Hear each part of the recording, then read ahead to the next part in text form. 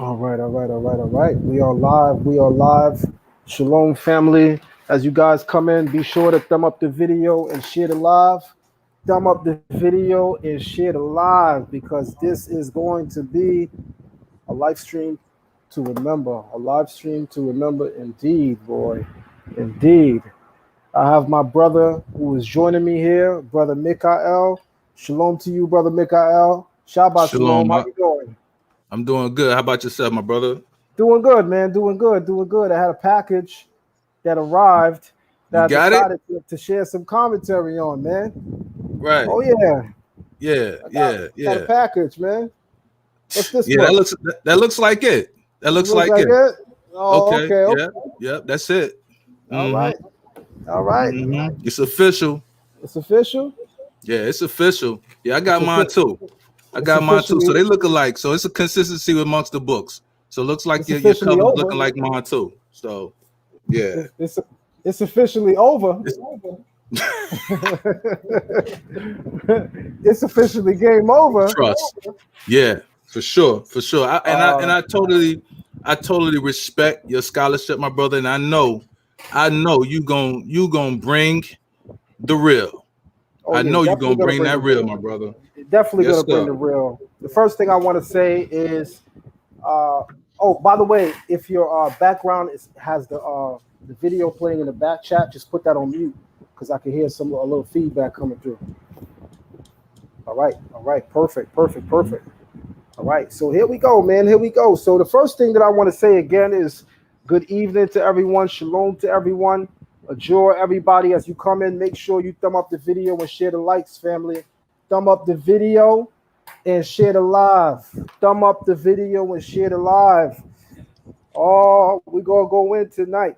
We're gonna go in tonight. I mean, I was hesitant about approaching the topic because I don't normally do book reviews on the Shabbat, but this book review is about a book on the Bible.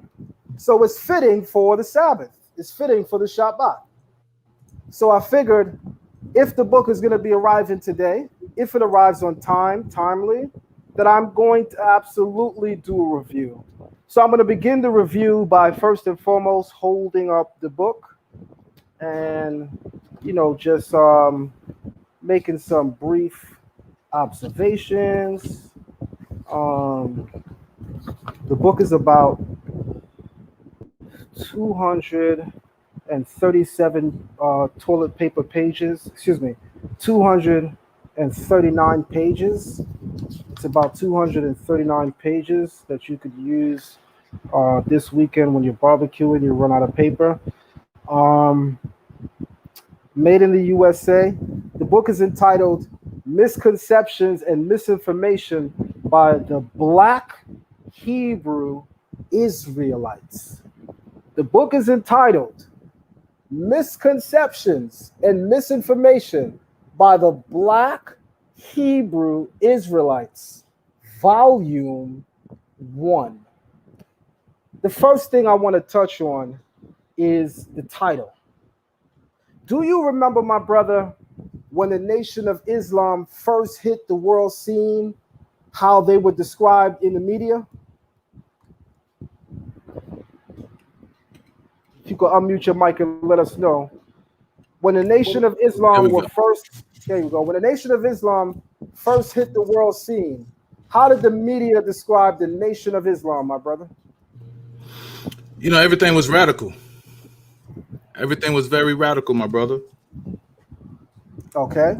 And in terms of their belief, the media didn't regard them simply by their titles so as to simply call them the Nation of Islam.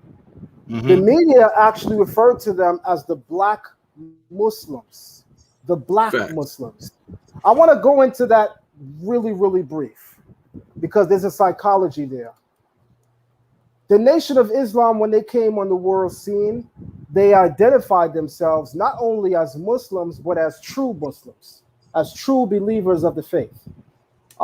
They never identified themselves by a crayon color, black, brown, yellow, whatever have you. They simply called themselves the Nation of Islam, and they regarded themselves as true Muslims.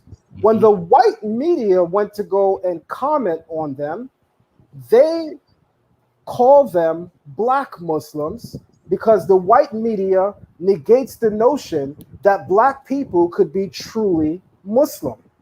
And a lot of the media of the day followed this. So you'll notice that when Malcolm X was interviewed, in all of the interviews, Malcolm X was always described as a black Muslim. He wasn't simply called a Muslim, and this is very telling. He was never simply called a Muslim. He was always called a black Muslim, which is a very, very psychological term, because what they're trying to do is separate black people that practice the faith of Islam from true Islamic practitioners. In other words, they always regarded black people as pseudo-Muslims and all non-black people as true Muslims. Brother Garfield knows this. He was a part of the Nation of Islam as per the opening lines of his book. He makes it clear. So he knows what the Nation of Islam faced when they hit the world scene. He knows, more importantly, how they were described throughout the media. Then he writes a book entitled Misconceptions and Misinformation by the Black Hebrew Israelites. Let's first make something clear. There are no Israelite organizations in the world who call themselves Black Hebrew Israelites. Because for us, there is but one type of Hebrew Israelite, one who was a descendant of Abraham, Isaac, and Jacob. So we never seek to call ourselves the Black Hebrew Israelites, but the media, in a very racist fashion, just like they did with our predecessors in the Nation of Islam, they call us the Black Hebrew Israelites because just like they never regarded the Nation of Islam as true Muslims, so it is that white America and the power structure that be does not regard the Hebrew Israelites as true Israelites, bloodline descendants. Hence the term Black Hebrew Israelites. So here is the first thing I want to point out to the people. Garfield's book is not tailored for the Black community at all. Garfield's book is actually not designed for you as a reader, as Black people. You could read the cover and see who he's talking to. He's talking to Europeans and Caucasians who style Blacks who call themselves Hebrew Israelites, who style us as a new phenomena, a pseudo religion. They style us as Black Hebrew Israelites. So what you must know is from the very outset, the title of the book is very racist. The title of the book is actually what I would describe very vividly or very candidly as white supremacy and blackface. Mm-hmm. The very title of the book suggests white supremacy and blackface because the author is a so-called black man by all standards and definitions today. Yet he knows that there's no Israelite group that self-describes themselves as the Black Hebrew Israelites. He also knows that the only people that refer to this phenomena occurring throughout the world, this Hebrew Israelite movement, the only people who style us as the Black Hebrew Israelites are those racist Europeans and Caucasians who negate the very idea that Jesus could actually be a black man, that Abraham, Isaac, and Jacob could be a black man. So this is actually a very racist term. It's a very racist term. And it first and foremost lets you know that he is not speaking to the Black conscious community with this book. He is speaking to the white power structure, and he is letting them know that Sambo has joined you in the fight against the Black Hebrew Israelites. Well said. Well said. Straight racist. I'll have you jump in on that, brother. Then I have some more points to make. No, you go right on ahead, my brother. Go ahead and do your thing. Go ahead and do your thing. All right. So that was, I was sitting on that for a while now. I was sitting on that for a long time because He's been parading the name of the book for a very long time now. And, me being a deeply psychological person, I'm analyzing the name and I'm trying to give it fair balance, good balance. And I'm just asking myself, as a so-called black man in America, why is it that a black man writing a book who he claims is directed to the African conscious community throughout the African diaspora, why he would describe this movement as Black Hebrew Israelites? Dr. Ben, as much as he disagreed with the Bible, does not call us the Black Hebrew Israelites.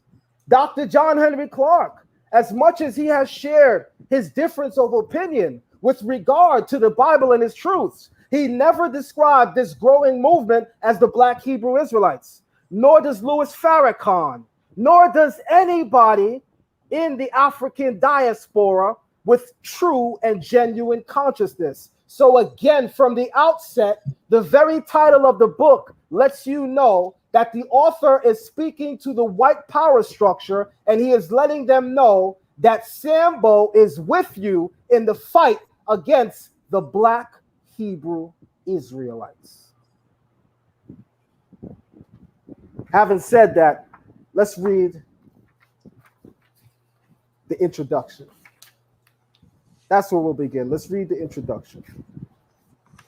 I see that there's a foreword from Ankh West. So I'm going to read the foreword from Ankh West. Let's see what Ankh West has to say. Let's see if Ankh West agrees with some of this. The foreword written by Ankh West says, defining what religion is will give us a clear view of how powerful and devastating it can be to a people. So just what is religion to humans? Religion is a social, cultural system of designated practices and behaviors. It also can include beliefs, ethics, texts, sacred places, organizations, and could consist of deifying nature. Different cultural systems or religions may have divine or sacred things that also can include faith or belief in the supernatural. Some religions can choose to have at the center of their cultural practices venerated or deified ancestors. Here again, there's no set way of doing this. As Homo sapiens travestied the planet Earth, they developed feasts, funerary services, festivals, initiation, prayer, dance, matrimonial services, art, music, and codes of moralities.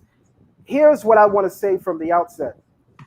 As a person who is well astute and familiar with the African record, what our ancient African ancestors have penned throughout the annals of history, I don't find any ancient records of our African ancestors referring to us as Homo sapiens.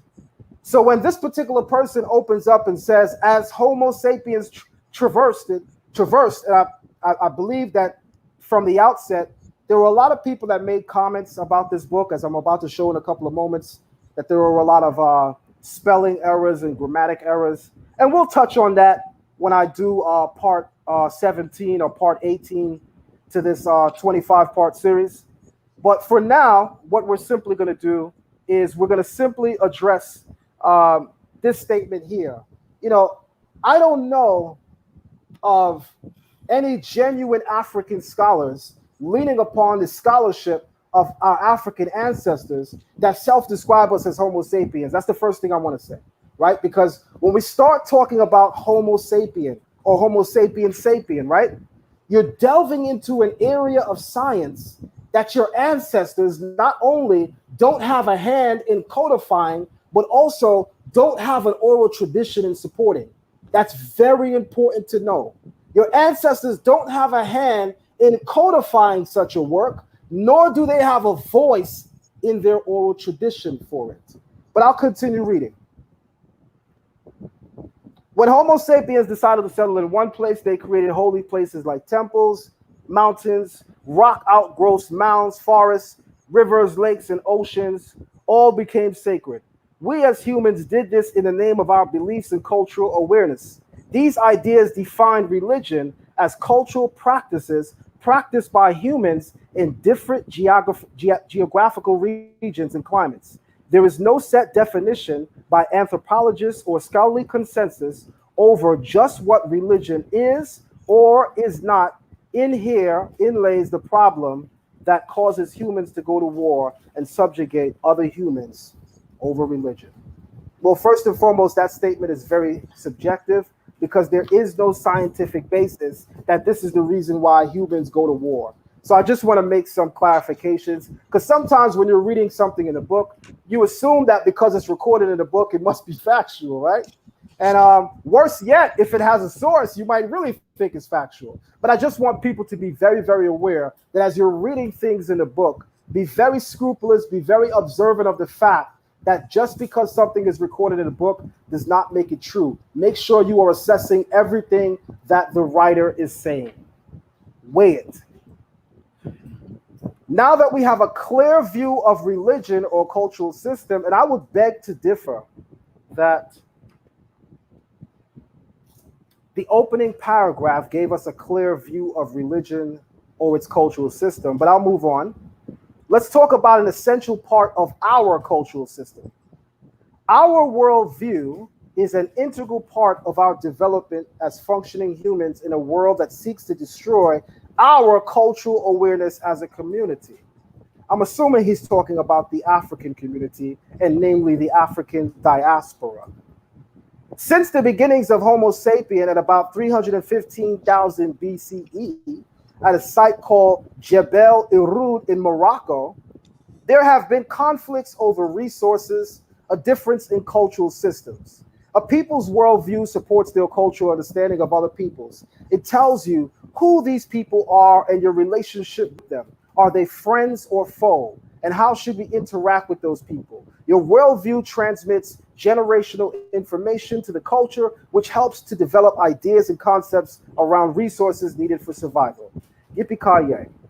If your enemies control your religion and worldview, then they handle your culture and resources for survival. Your enemies will put all generations at a default. We call this default slavery mental, cultural and social slavery. Now, one of the things I love to point out when I'm hearing a lecturer give a lecture, or I'm reading a writer's work, when someone says, this is what we say, we have to force them to validate who are they speaking of or who they're speaking for. Because when Ankh says we call this default slavery, mental, cultural, and social slavery, who the hell is the we that he is speaking of? Is there a book? Is there an organization? Is there a committee with bean pies? Who are you referring to when you say we? But I'll continue. Judaism, Christianity, and Islam have been a destructive force to African people because it changes and distorts their worldviews. Is that so?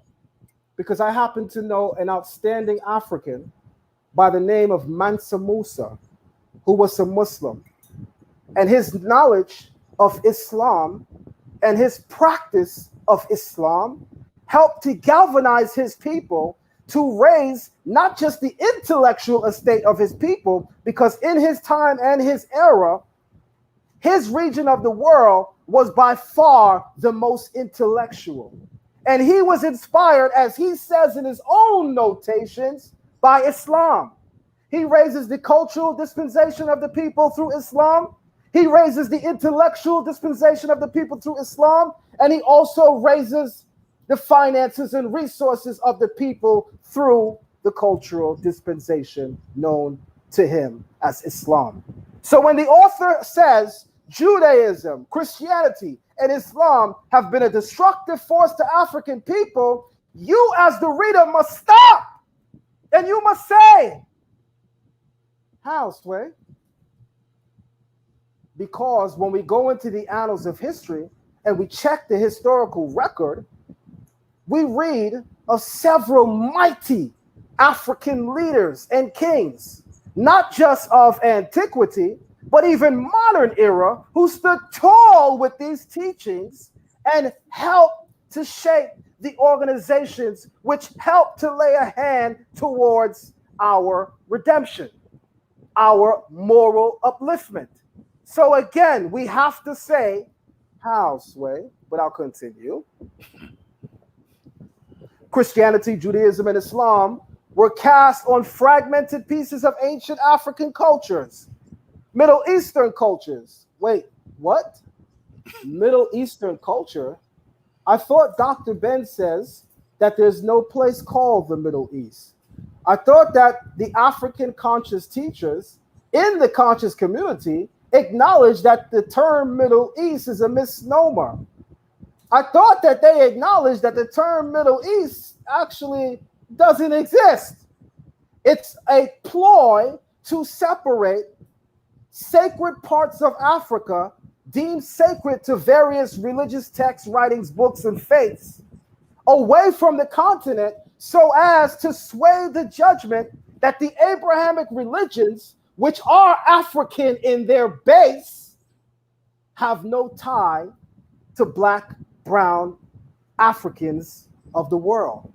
So whenever you find an African man referring to African lands as the Middle East, I have to ask again, are we looking at the modern day Sambo who is doing the work of white supremacy in helping to show and correct misconceptions and misinformation among the Black Hebrew Israelites? Let me continue. It was later used as a tool for the enslavement and destruction of the African mind. Judaism, Christianity, and Islam was used as a destructive force to African people and to enslave and destroy the African mind, even though slaves were actually banned for many years from reading. And when they lifted the ban from reading, there was still a ban. They were not allowed to read the Bible. They had to come to a church where a white man dictates what he believes the Bible says. And of course, he will read out loud to the slave any and every pacifist statement, which can be construed as pacifist, and use that to not lift up the morale of African people, but to bring it very low. So on the contrary, the Bible must have power. These teachings must have power if for many years they stopped us from actually reading it. So again, we have to make sure that we are validating the things that we're reading as we're reading. Don't just agree and sup up information. Make sure you are validating everything that you're reading every step of the way. Let's continue. It consists of false hope and blind faith that has been widely accepted by the African and African American communities. Its letter and present intent on the African culture and intellect has not been for the deliverance of either of the two, but for their bondage. In the early exploration or exploitation of Africa, the value was placed on its natural resources. Texts were misinterpreted, and statues that were held in observance of the indigenous African ancestors became idols and considered evil when worshipped in the form of deities and gods by the European and Muslim invaders. In 1943, when the same colonizing mindset, the Spanish-born Pope Alexander VI, decreed the bull Inter Caetera that any land not inhabited by Christians was available to be discovered and claimed. This allowed exportation by Christian rulers. It cleared that the Catholic faith and the Christian religion be exalted everywhere. The papal bull states that the health of the soul is cared for. The barbarous nations are overthrown. Slaves brought to the faith and salvation of Jesus Christ. One thing I do want to note, after having several correspondences with Ankh West, what a hell of a ghostwriter Ankh has. Because anyone has ever heard Ankh speak, we know that these are not his words. So what a hell of a ghostwriter this guy has. That I want to definitely give credit for. Because you can pull up Ankh West right now live on YouTube, and you can hear the man speak. And then now you can read his words. And we can definitely, in the spirit of Drake, give him the ultimate kudos, because either Quentin had his pen in this book, oh, this man got a hell of a second ghostwriter. But let me continue. Later, African generations were forbidden to practice what was said to be the pagan and heathen-like ways of their ancestors. Due to such, where were I? Sometimes when you're reading a book that's so interesting, it's so easy to lose your place. Due to such leakage of false information from generation to generation, we Africans here in America have been cultivated to trade in the customs and traditions of the land we've been kidnapped from for the immoral habits, unreliable beliefs, and unjust laws of those of which we've been imported. Because of that,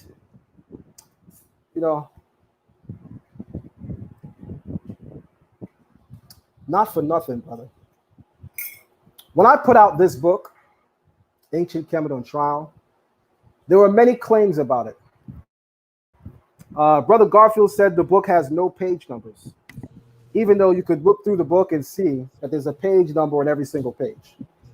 He also said that, I made a big hodgepodge of information and I didn't cite my sources well.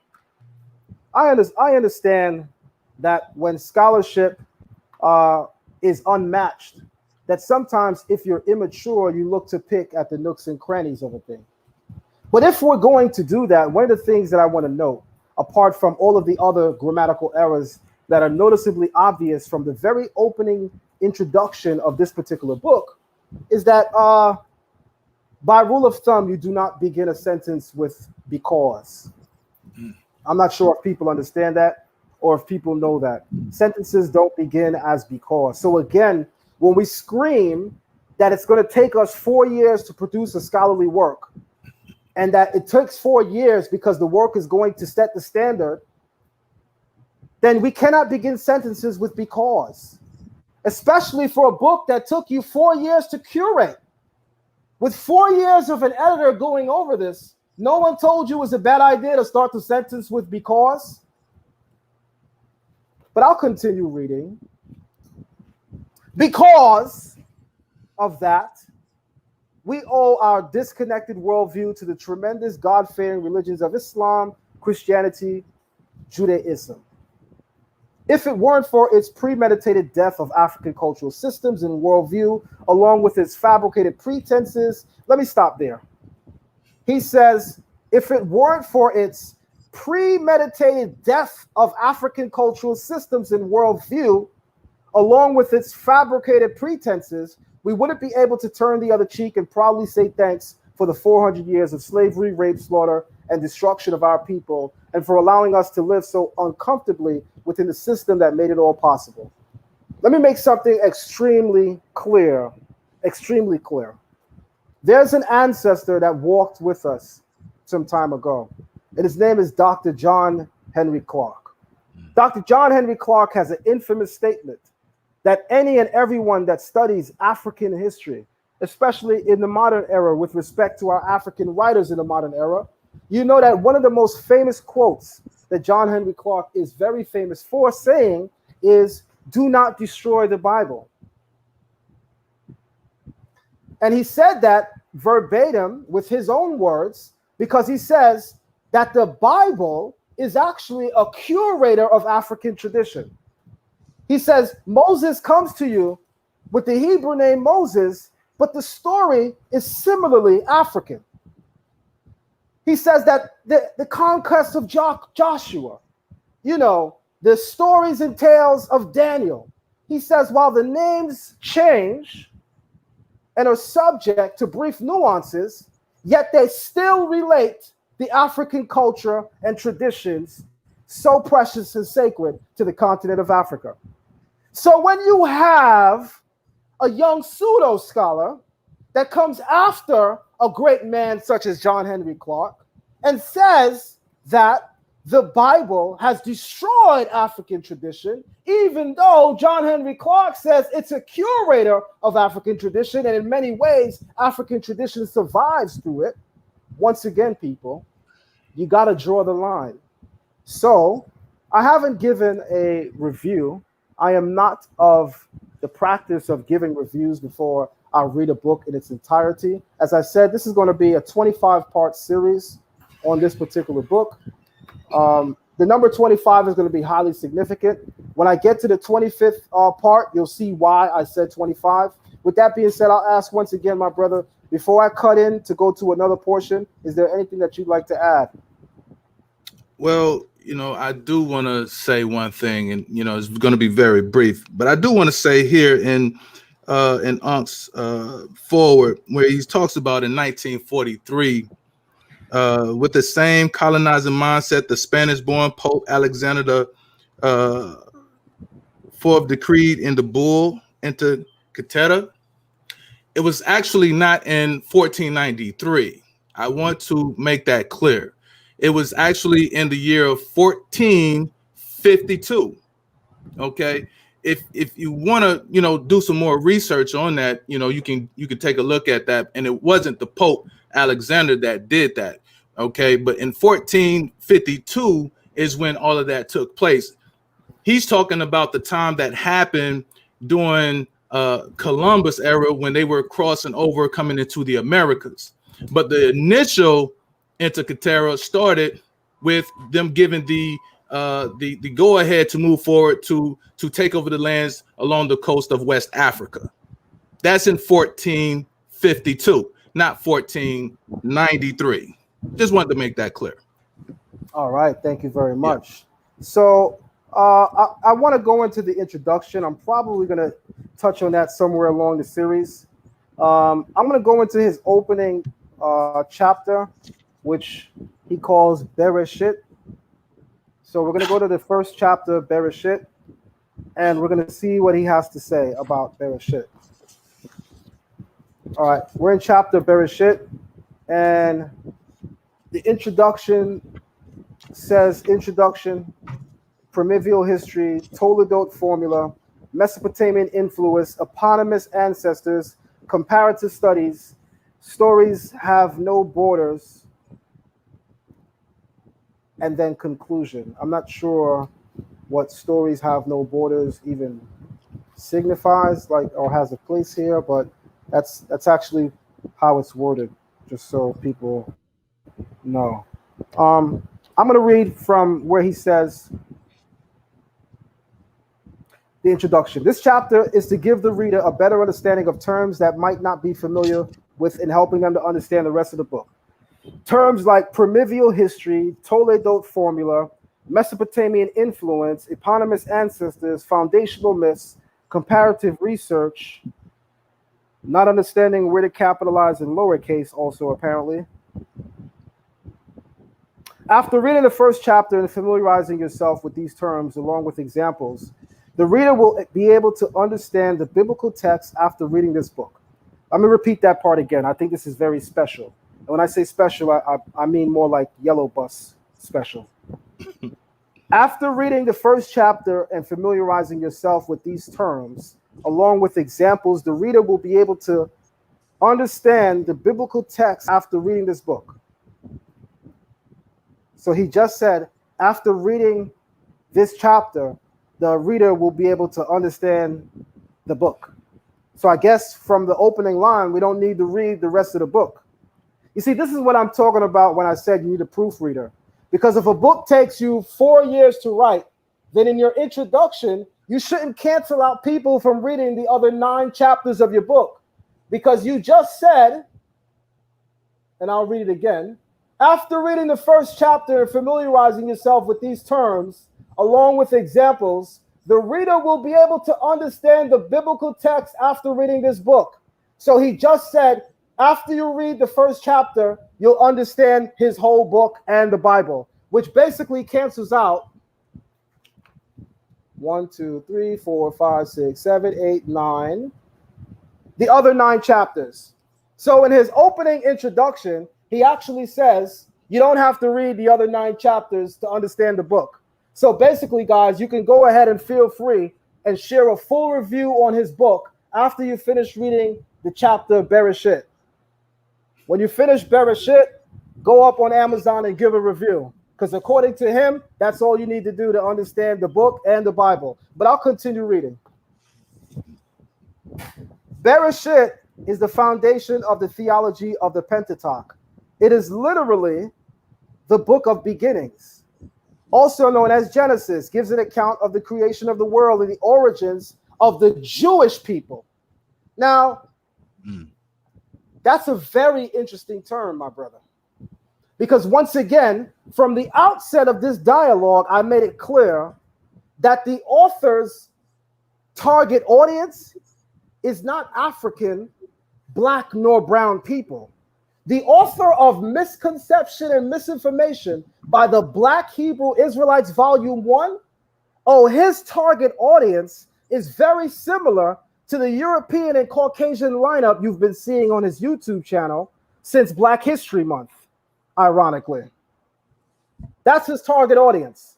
Your first clue is in the title, Misconceptions and Misinformation by the Black Hebrew Israelites, which is a very racist title. There is no Hebrew Israelite that calls himself a Black Hebrew Israelite. We are simply Hebrew Israelites or Israelites. Anyone that says that is a person who has a problem with the very notion of someone so-called black or brown calling themselves an Israelite. So again, from the outset, the author's target audience is not African, black, and brown people. His target audience is the racist white supremacist superstructure that has dominated black people and is solely responsible for our demise as a people. And he is clearly telling them that Sambo is with you in the taking down of any black organization that threatens the white power structure.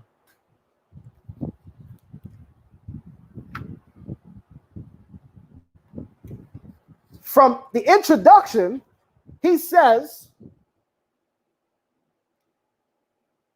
Bereshit, also known as Genesis, gives an account of the creation of the world and the origins of the Jewish people. Now, this is a black man. I know when Louis Farrakhan speaks of the Hebrew Israelite movement and organization, he never self-describes it as Jewish. Nor does Dr. Ben, nor does John Henry Clark, nor does Sheikh Anti Diop, nor does any self-respecting black and brown man with a significant level of consciousness in his bones. Once again, from the very outset, the reader makes it clear that his target audience is not black and brown people. His target audience is the white supremacist power structure, which negates the idea that black and brown people could be aboriginal to any religious belief. But I'll continue.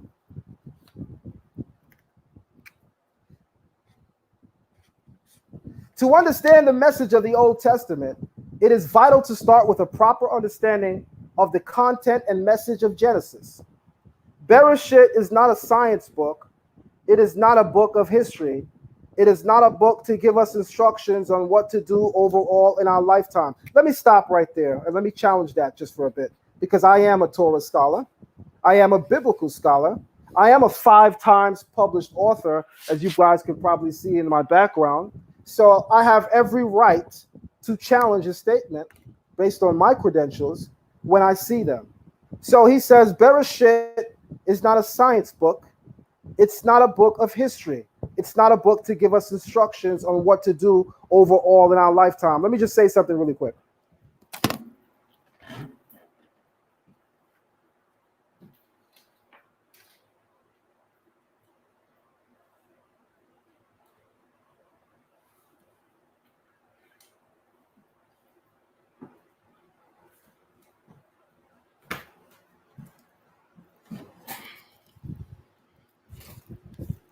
All right, I'm going to present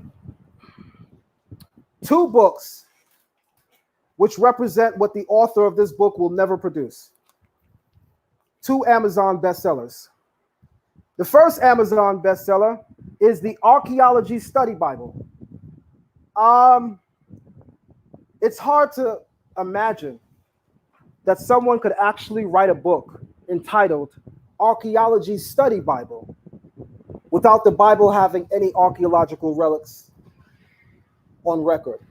It's hardly imaginable that, contrary to the 239 pages of the Pseudo book I'm holding up here, it's hard to imagine that the over 2,000 plus pages in an archaeological study Bible does not contain a single archaeological reference. So it's very interesting when the author of the Pseudo book suggests that the Bible has no history, and he says this in a relatively 239 page book, even though I'm holding up what this book will never be, an Amazon bestseller, which is 2,000 pages long, filled with archaeological proofs of the Bible. So again, people, as you're reading things, make sure you are quantifying and assessing what you're reading. It's hardly imaginable that someone could write a 2,000 page book on the archaeological stance of the Bible without having any archaeological and historical proofs. Here is another book that this Pseudo book will never be, another Amazon bestseller. This one is entitled The Cultural Background Study Bible, which goes into the cultural backdrop.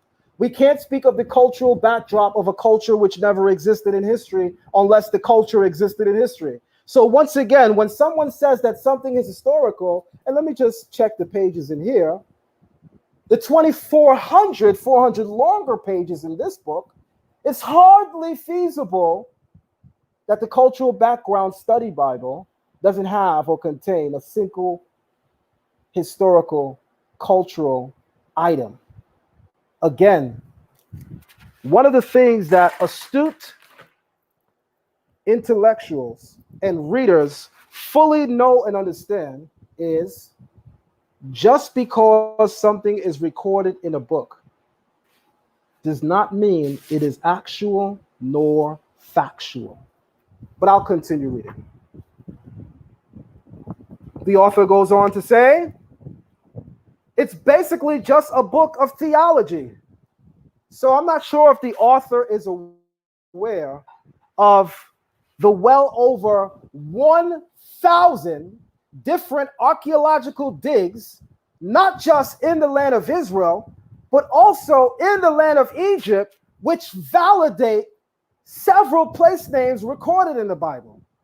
So when the author says to surmise his thoughts on the Bible not being factual or historical, when he says it's basically theology, you must know that that is simply the author's, while it may be very low vibrational, his opinion. Because the archaeological record begs to differ. But I'll continue reading. Bereshit is divided into two parts. Genesis 1, 2, 1, 1, 11 is called the Primeval History. By who? I'll continue. While Genesis 12 to 50 is considered the ancestral history. By who? But I'll continue reading. He has a subsection of, I want to say, less than 50 words, entitled The Primeval History. Now, this particular individual did almost 50 videos to date, bragging that when he puts together his pamphlet, that he would make sure to do a very in-depth analysis on the primeval history of the Bible. So I just want to let you know that actually comes out to be, and let's just do it live. 1, 2, 3, 4, 5, 6, 7, 8, 9, 10, 11, 12, 13, 14, 15, 16, 17, 18, 19, 20, 21, 22, 23, 24, 25, 26, 27, 28, 29, 30, 31, 32, 33, 34, 35, 36, 37, 38, 39, 40, 41, 42, 43, 44, 45, 46, 47, 48, 49, 50, 51, 52, 53, 54, 55, 56, 57, 58, 59, 60, 61, 62, 63, 64, 65, 66, 67, 68, 69, 70, 71, 72, 73, 74, 75, 76, 77, 78, 79, 80, 81, 82, 83, 84, 85, 86 words. Now, I just want to make this clear. If anyone has ever done a paper for a college, the author claims to have visited, stalked, or probably possibly knows some people from a particular community college. He doesn't attend that he graduated. Let me also point this out. One of the things that authors do that you have to be very, very careful of is embellishing their background so as to give the appearance of a scholarly work. So at the back of the page, the author goes into a quite comical name. You guys might know it from a very famous 80s cartoon series. I think it forms part of his first name. And he says that he's a student of biblical history for the past 30 years. Now, when I say that, I have several people who can validate that. So I think that we should ask him to provide people who could validate that. But let's move on. He claims to be a well-known public figure. I'm not sure if he knows what that really entails, but I'll move on. He says that he attended LaGuardia Community College without mentioning a graduation, which I just want to let you know is extremely telling. What author on the back cover of their book will cite for you their academic history and note that they've attended a particular academic institution without letting you know whether they graduated or not, so as to simply say that they attended? So he's basically saying he's a LaGuardia Community College dropout with a couple of years of talking about the Bible. Because if he can't tell you that he graduated, then he is telling you he's a LaGuardia Community College dropout. Now, I don't know about you guys, but you know, if somebody dropped out of Yale and Harvard, I understand. God damn it, it's Yale and Harvard. But if you dropped out of community college, should I go on? God damn. Woo! Daggers. Let me keep going.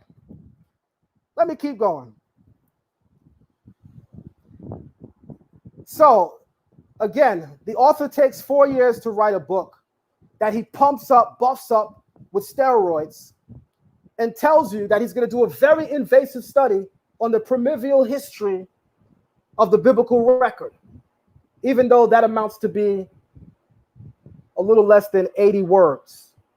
If you've ever done a paper for an academic institution, especially on the college level, you definitely would receive an F for a less than 80-word presentation on something that was beefed up to be an invasive study, which is possibly the reason why the author alludes to the fact that he's a LaGuardia Community College dropout. But I'll continue reading. Next, the author goes on to speak of something called the Toledo formula. He says the book of Genesis clearly has a composition feature that is organized around 11 sections, with each section beginning with "this is the account of," or another way of saying these are the generations of. This device is known as the Toledo formula. Basically, guys, if you Google Toledo formula, you'll find where he got this from. I'll continue. The other 10 are connected to Adam, Noah, Shem, etc. Dating the book of Genesis. Dating the book of Genesis is separate than dating Genesis 1 to 11. The current consensus of scholars, hold on. Mikael, do you have page 2 open? Yep. He says in side B of page 2, the current consensus of scholars. Okay, scholars is spelled SCHOLAR and then an S. If you want to say scholars in the plural, you add an S. You do not add an apostrophe to make it possessive. Am I right or am I wrong? You're right, sir.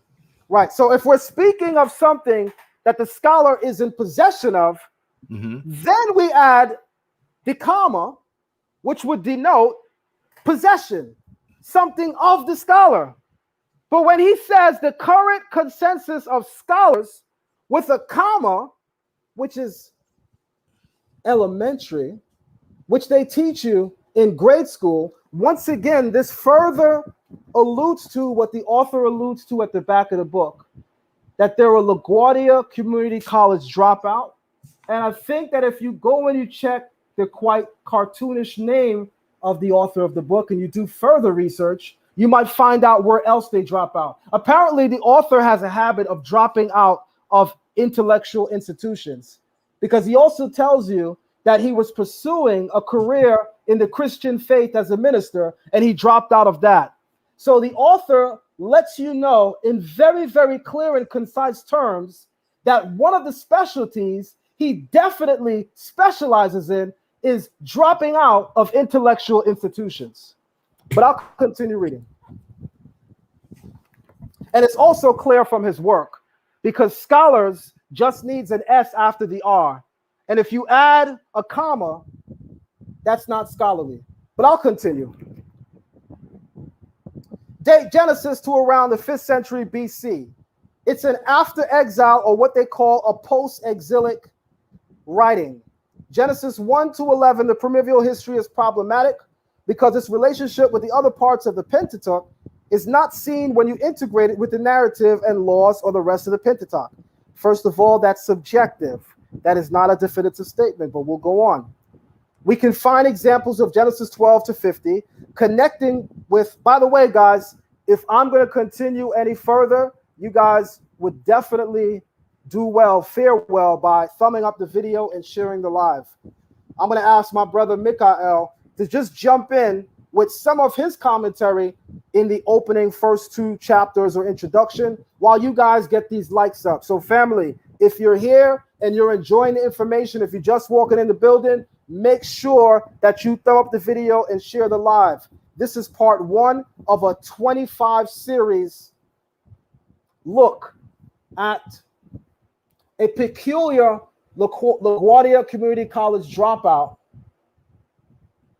trying to aid the white supremacist power structure in taking down a black and brown led spiritual movement. Go ahead, my brother. Well done, well said, my brother. And I mean, I couldn't have said it any better, to be honest with you.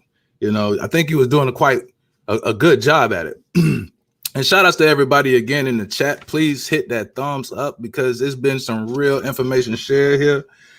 And just going back over what you said, my brother, I'm just going to say it like this, man. I just really can't get past all of the typos. You know, I grew up in a family around educators. You know what I mean? They always made sure we dotted our I's and crossed our T's. You know what I mean? And so when I read, you know, stuff like this, is just really a disgrace to our community to show that we have not even grown to the level to be able to present information at least on the cover. I said this in the other video, you know what I mean? And so I really feel like if you're going to present a scholarly work, you should at least, and especially it took you 4 years, like you said, come on, you have plenty of time to do all your spell checks. And I just feel that it's really a disgrace to the unconscious community. I think it's, you know, it's enough information in here for us to, you know, to really just rip apart, you know, just off of just the bare minimum, you know what I mean? And so I'm really looking forward to, you know, this 25 part series. But I think, you know, you've already really destroyed a lot of the information that's in the book that I've already seen on the past couple of videos that you did. I really don't have much to say. I'm still reading it. I looked at again the better shit, and I just couldn't get past that part either. I was like, wait a minute, what happened here? But again, you know, and then, you know, the foreword, you know, he was talking a little bit about, you know, the doctrine of discovery. I think that's what he was alluding to. He was talking about that whole part there, you know, the development across, you know, the Atlantic here in the beginning of the transatlantic slave trade and the, you know, the papal bulls and, you know, all of that stuff. And I'm sure you're going to get into all of that. But man, I'm just enjoying hearing what you got to say, my brother. I'm really enjoying this here, man, because I could just imagine what this is going to look like. OK, and I've seen some other videos. These brothers are going to have a ball with this book here, man. I've already seen a few and I'm looking forward to it, man. That's about all I got to say. This All is right. this is a hot mess, man. That's it. That's all I got to Oh, say. But I'm yeah. gonna read it though. I'm gonna read it. It's definitely a sad attempt at scholarship Yeah. for a book that is slated to be 4 years in the making. You know, I was chastised by this individual for turning. Let me just get the book really quick. For turning a last-minute PowerPoint into a book. I admitted when I published the book that this book represents a portion from a debate that I never had the opportunity to speak at. So I was chastised by the unconscious community, number one, for it being a relatively small book, even though I made it crystal clear from the outset that the book is my presentation from a debate I never actually got to speak on, hence the title of the book, Kemet on Trial. So you would expect my PowerPoint, if it comes into book form, to be relatively small. But that aside, I was chastised for not having, a more, greater formality when it came to sourcing information. Something that I agreed on, absolutely, definitely agreed on. But I want to make something clear. This is a PowerPoint turned into a book, literally overnight. When this book was published was the night after Kemet on Trial. I literally took the PowerPoint and uploaded it the very next day. So in less than 24 hours, I took a PowerPoint presentation and put it in book form. And it still doesn't have the spelling errors or grammatical atrocities that this book has, which was 4 years in the making. But to that point, I would say, what else do you expect by a person that makes it clear that they're in the habit of dropping out from educational institutions? But I'll continue. He says, in this part I'm going to highlight, some scholars have proposed that Genesis 1 to 11, the primordial history, was written after the Pentateuch was composed. Another important point to consider is almost all the characters, places, and stories mentioned in the primordial history are not mentioned anywhere else. And that's where we go to the historical record. I'll be right back. Shout out to my brother Yirmiyahu Owusu Karamoa. Shalom, shalom, Aki, and thank you very much for your donation. And once again, using the opportunity to remind the family, show your love, family, not just by thumbing up the video, but by hitting that donation button and supporting this particular live stream. Hold on one moment. I have more evidence to display.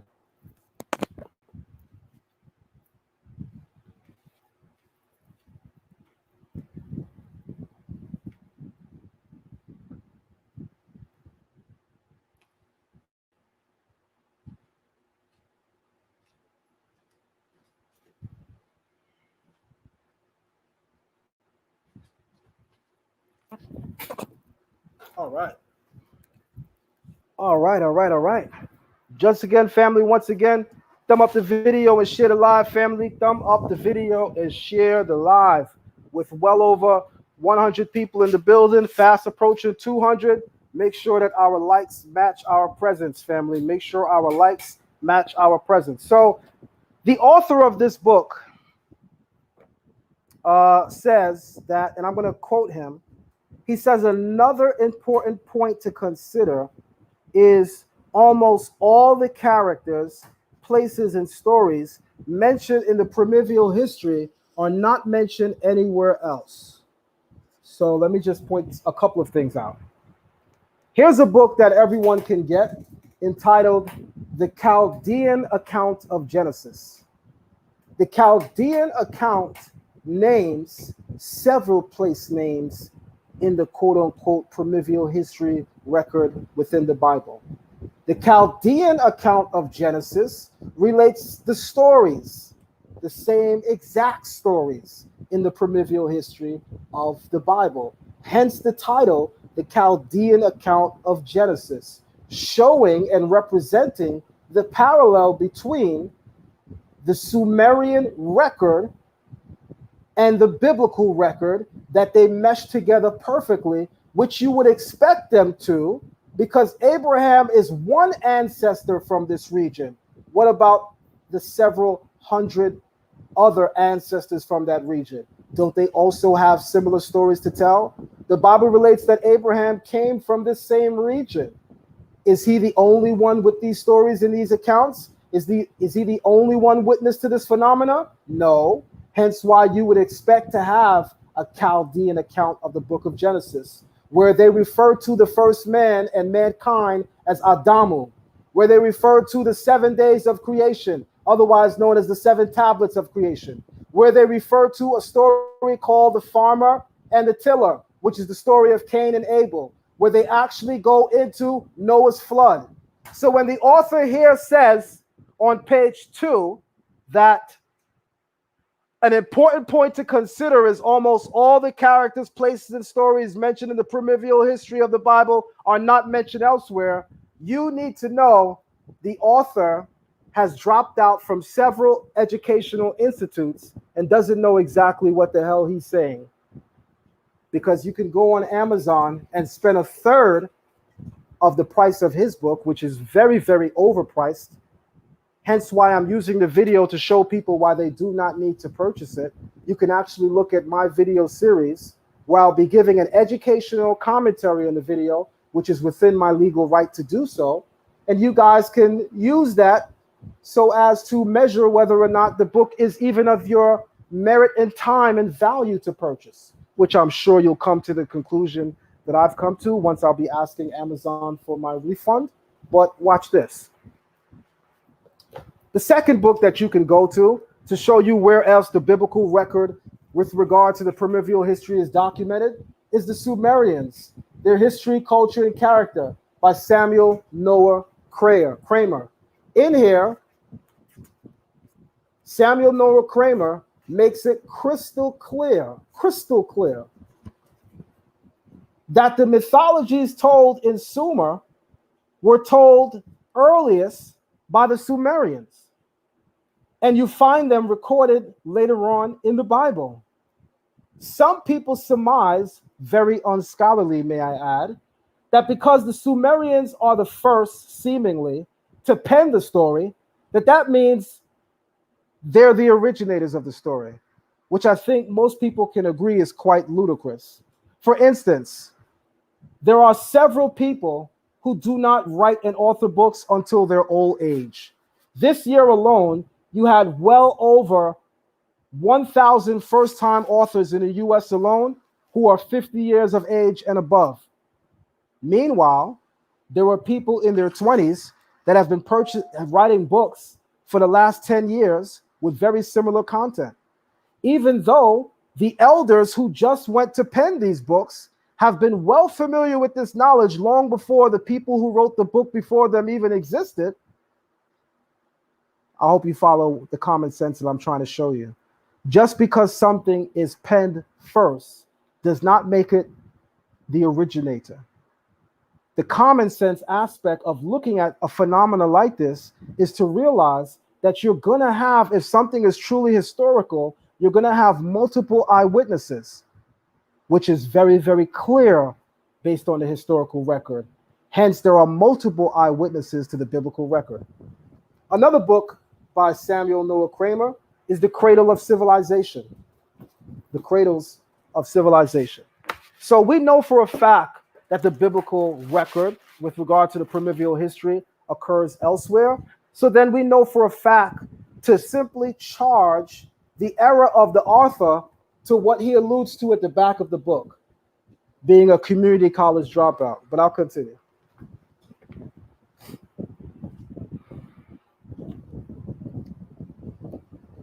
The author seems, in many of his earliest and newest videos, very enthused by the term eponymous ancestors. He says, the Bible has eponymous ancestors. Do you know what that is, family? Excuse me? The Bible has eponymous ancestors. Do you know what that is, family? Excuse me?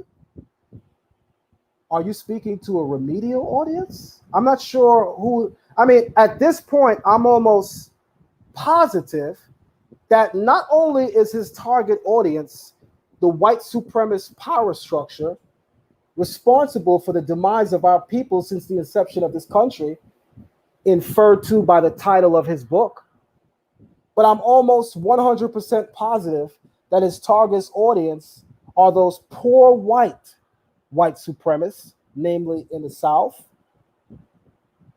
who barely have an education. Because who don't know what an eponymous ancestor is? They have eponymous ancestors, family. Do you know what that is? The black and brown people who were listening knew who that was, but apparently your target audience doesn't. So maybe you want to say to the rednecks in the South who helped to uphold the white supremacist power structure, do they know who that is? Because the black and brown people who come across your videos in the byways and alleyways of back scholarship, we certainly know what that is. But I'll continue.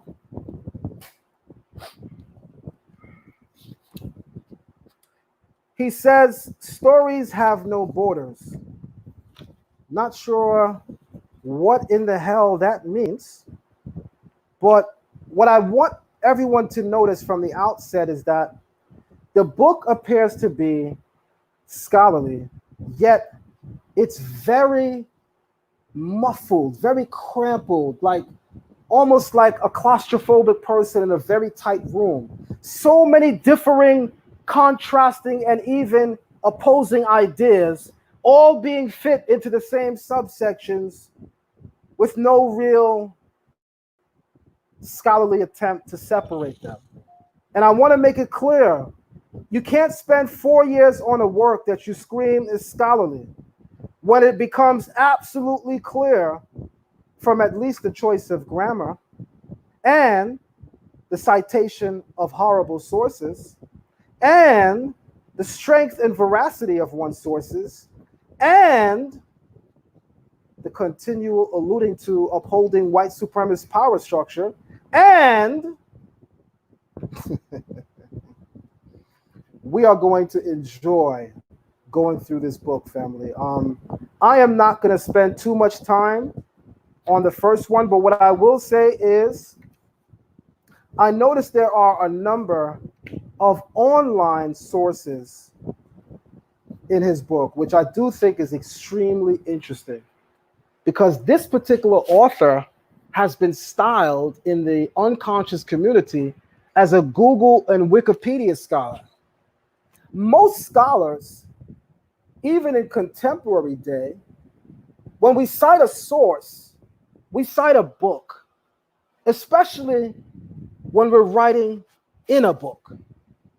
Now, I do understand that we do live in a very technologically advanced society where the innovations of the internet create newer innovations, such as the pseudo attempt to use an online source in a book. But what I will go on to say right now, so as to not nitpick too much, is that most scholars, or in the words of this author, the scholarly consensus in modern era when it comes to writing books, when you are sorting something that is scholarly, you source a book, not an online web page, which people can't use their finger to click on. Why the hell do you even have that here? You know, you can't click on it. I mean, I want to say,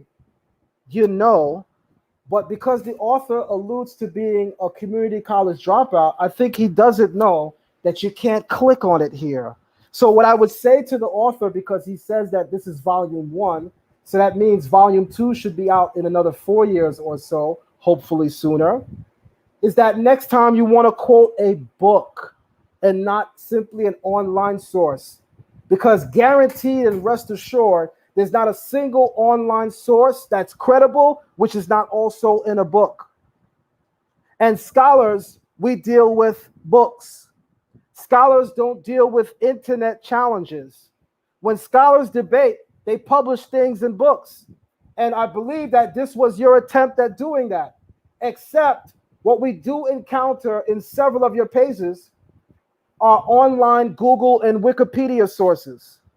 To which I want to say, Amazon will be hearing from me in the morning concerning my refund, because there has to be a vetting process for how books are reaching Amazon.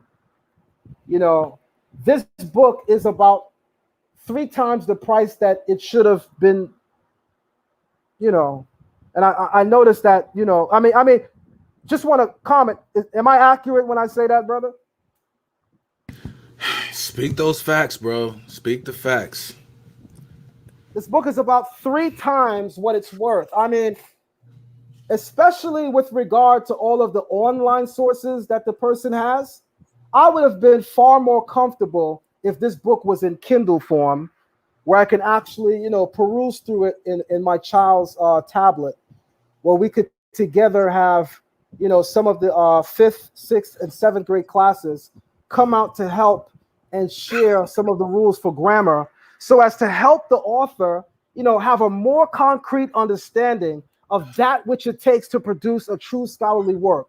So what I'm actually surmising in part 3 of this 25 series is,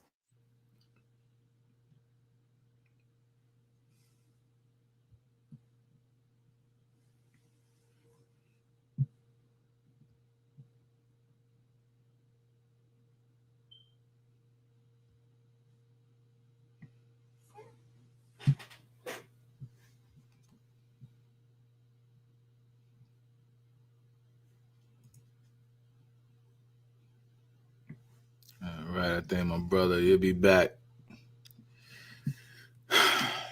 Man, it's a hot mess, brother Garfield. It's a hot mess, man.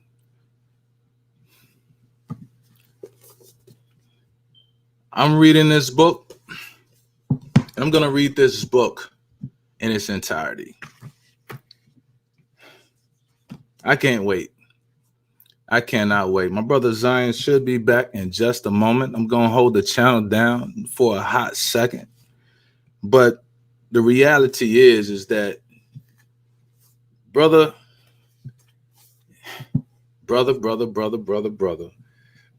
you should have never, ever in your life, at least, you know, present the information in a way that's going to really help the community. I know that's your ultimate goal, but, you know, I really feel like you didn't actually do that. I think you did that with the intent to try to tear down the community, just like Brother Zion was saying. You know what I mean? Like, it's so much, you know, hatred that is already within the community, man. You could have did something to provide a little bit more, you know, help to the community. You only spent a few moments of trying to provide any type of solutions for the community. Rather, you took your time to try to work and build, tear down the things that we work in trying to build. You know what I mean? But it's all good though, man. It is all good, man. Y'all hold tight, man. Brother Zion shall be back. Y'all hold tight. Y'all hold tight.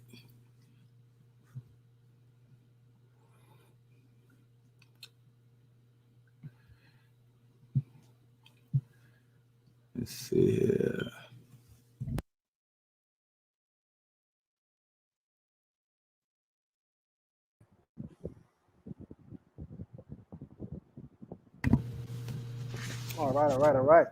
all right. Thank you for holding it down for me, my brother. So Yeah, what I want to simply say about this book from the outset is, I want to give the book the fair play that it deserves. So I'm going to be combing through this book for the next couple of hours. It should take me a couple of hours to get through this book. And I'm going to go through it very, very thoroughly. And like I said, it's a 25-part series that we're going to do on this book.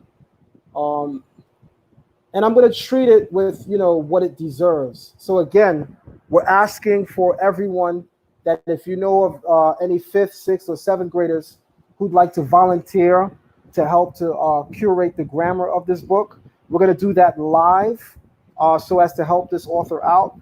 That way, hopefully, when he produces volume 2 via the Kindle edition, and I do suggest the Kindle edition, since there are so many Google and Wikipedia sources here, I think that would actually fare the author well.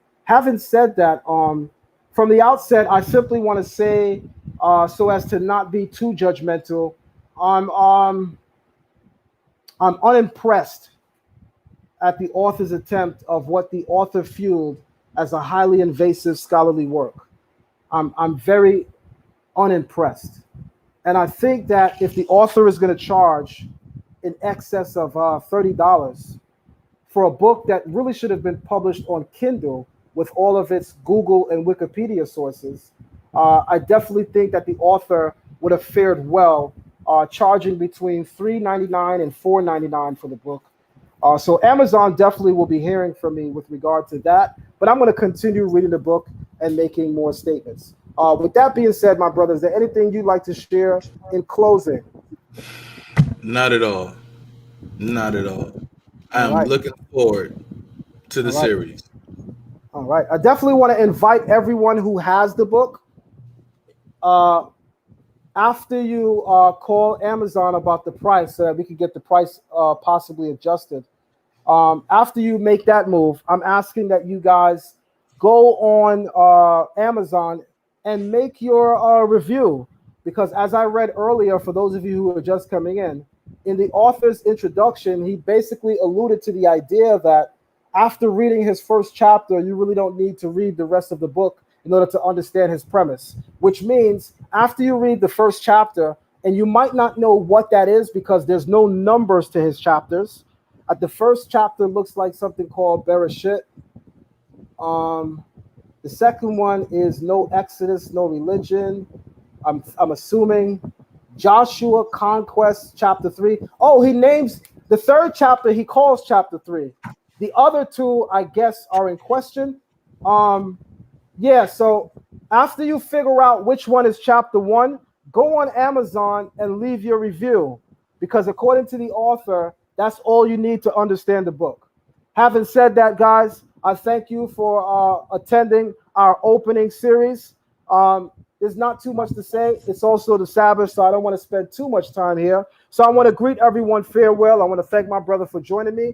And we'll be back tomorrow night, the night after tomorrow, the night after that, the night after that, the night after that, until eventually we reach 25 to share some more of our thoughts in this book. With that being said, everyone have a great night. Shalom, shalom. Shalom.